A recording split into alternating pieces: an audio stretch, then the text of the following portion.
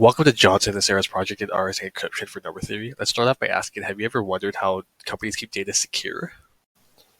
With so many attackers on the lookout for sensitive information, all companies, no matter how big or small, must be aware of the most effective ways to secure data. Security engineers are constantly thinking of new ways to defend their data as the world of hacking evolves with the latest technology. Well, we've got some great news for you. The problem can indeed be solved. While there are many various ways of securing yourself or your company online today, cryptography is one of the most popular ones used for big companies around the world. Cryptography is a process used in cybersecurity to secure data transmissions by using mathematical concepts.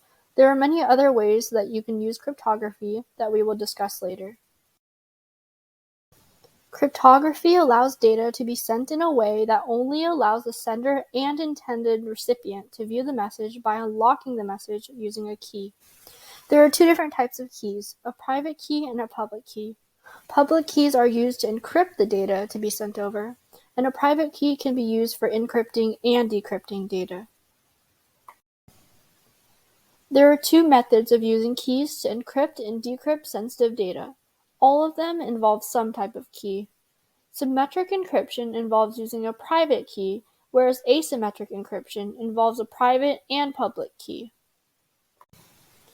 Some of the three most popular encryption algorithms are AES, or the Advanced Encryption Standard, Triple DES, known as Data Encryption Standard, and RSA, known as Rivest-Shamir-Adleman Cryptosystem.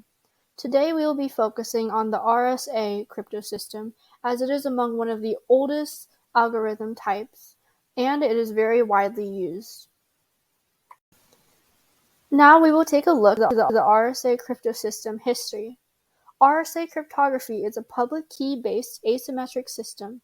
It was invented and released to the public in 1977 and was created by Ron Rivest, Adi Shamir, and Len Adleman, whom it was named after.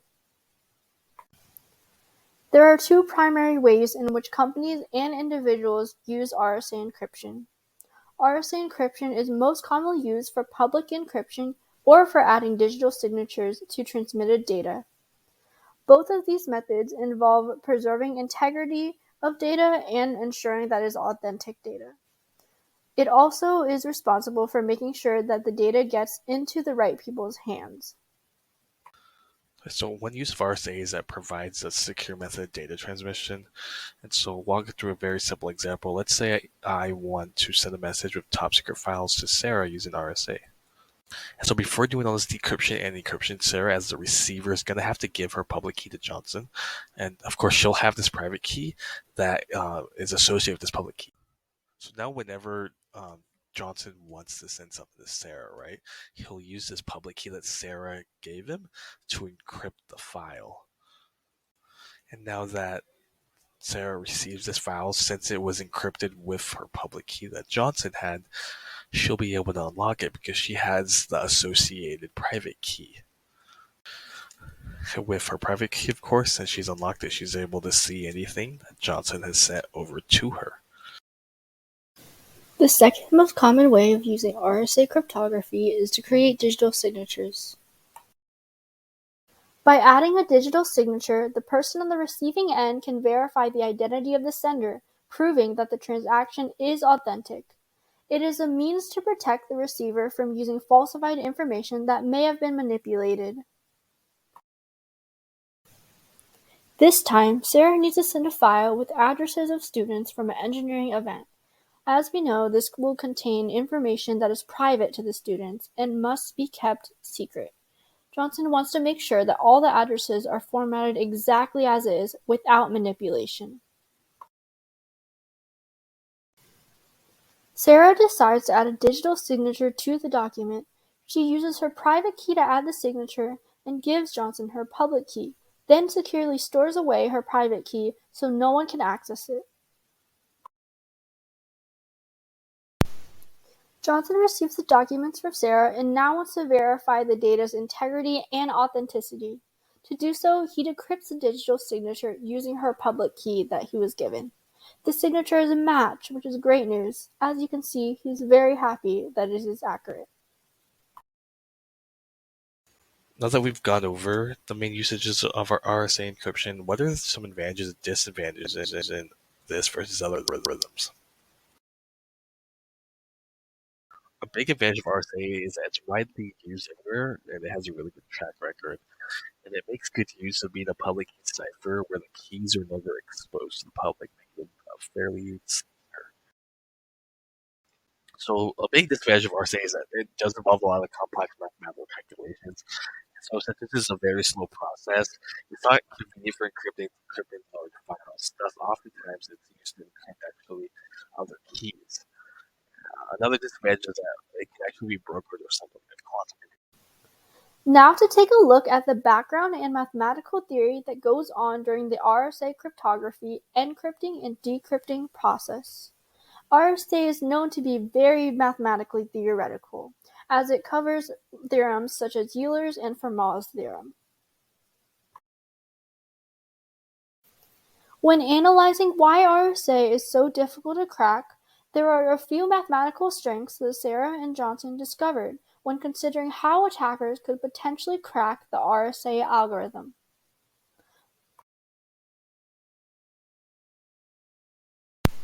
The first one lies in the usage of such large prime numbers that make up the private key. While an attacker may have access to a public key, there is no efficient algorithm to factor in extremely large numbers. This can even be enhanced by adding padding schemes. Another reason why RSA is so mathematically strong is that it cannot be cracked by any classical methods of attacks. The reason for this is because it is considered a trapdoor function. So what is a trapdoor function? A trapdoor function is a function that is easy to compute in one direction, but nearly impossible to reverse compute. RSA keys are made up of two prime numbers for the private key and the product of those two numbers for the public key. Because there is no efficient algorithm for factoring the extremely large product values into two prime values, it is considered to be irreversible. So even if the attacker has the public key, it is nearly impossible for them to deduce the private key. Therefore, the data will be kept safe.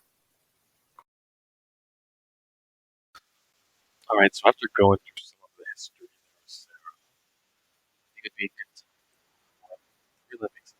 So we're gonna step through how values are generated with RSA. All right, so here is step one. So what we need to do is choose two prime numbers for our key. You could use a primality test or algorithm to pretty much find these specific values that fit a criteria. The criteria itself is really just extremely large prime numbers that are far apart. We want numbers like this because it makes it harder to reverse compute. Or in our case, we have P and Q. They're small and close together because it'll be easier for our steps later, and it's going to be 7 and 17. All right, so for step two, all we really need to do is multiply these two values together. So 7 times 17 is 119. All right, so now we need to use Euler's totem function, which pretty much allows us to determine how many numbers are co-prime to our end value that we have from step two. In this case, there are 96 numbers. All right, so on this step four, we're going to compute the public key. And so we need a number co-prime with the totem value 96, and it has to be less than 96, greater than 1, of course. It's often chosen to be 655,372 because this is a multiple of 2 plus 1, specifically 2 to 16 plus 1. So, but this value E can be as small as 3, though. It's up to the encryptor. So for us, we're going to choose 5.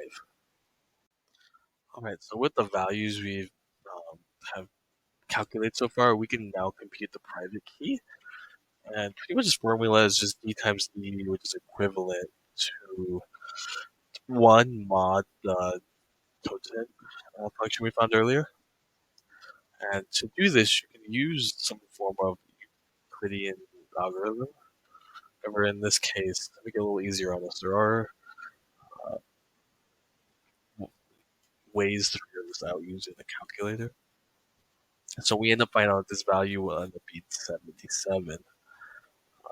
Pattern you can see is that if you notice when you do 96, is that right? You subtract 19 from it because this is what.